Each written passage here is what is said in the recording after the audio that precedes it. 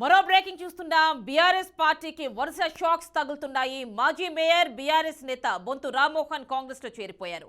సతీమణితో పాటు ఆయన అభిమానులతో కలిసి కాంగ్రెస్ కండువా కప్పుకున్నారు. పార్టీ ఎలాంటి పదవి ఇచ్చినా పని చేస్తారన్నారు. తాజాగా ఇప్పుడు వికారాబాద్ జెడ్పీ చైర్మన్ సునీత మహేందర్ రెడ్డి కూడా కాంగ్రెస్ లో చేరిపోయారు. భారీ అనుచర గణంతో వచ్చి కాంగ్రెస్ లో భాగమయ్యారు. వచ్చే ఎన్నికల్లో కాంగ్రెస్ పార్టీ మెజారిటీ సీట్లు గెలుస్తుందన్నారు. సునీత మహేందర్ రెడ్డికి చేవెళ్ల ఎంపీ టికెట్ ఇస్తామని హామీ ఇచ్చినట్లుగా ప్రచారం సాగుతోంది. అలాగే బొంతు రామ్మోహన్ కు సికింద్రాబాద్ సీట్ ఇస్తామని హామీ ఇచ్చినట్లుగా ప్రచారం ఉంది.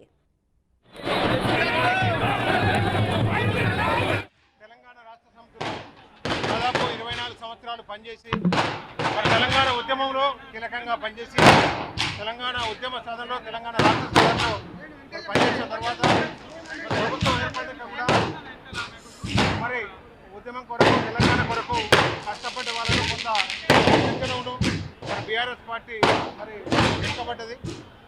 కాబట్టి ఇవాళ ప్రజాపాలన కొనసాగిస్తున్న పెద్దలు మరి రేవంత్ రెడ్డి గారు, మరి రాహుల్ గాంధీ, ప్రియాంక గాంధీ, మరి సోనియా గాంధీ నాయకత్వంలో మరి ప్రజాపాలనను మరి కాంగ్రెస్ పార్టీలో మరి గతంలో తెలంగాణ రాష్ట్ర సాధనలో మరి క్రియాశీలకంగా పనిచేసి మరి వాళ్ళ ఎంత మరి లాఠీ దెబ్బలకు మరి పోలీసు ఒత్తిళ్లకు తలకి ఉద్యమం ఏ రకంగా చేసినామో మరి హైదరాబాద్ నగర మేయర్గా కూడా ఎక్కడ చిన్న మచ్చ లేకుండా మరి నగర అభివృద్ధిలో శాయశక్తిలో మరి కృషి చేసినా కాబట్టి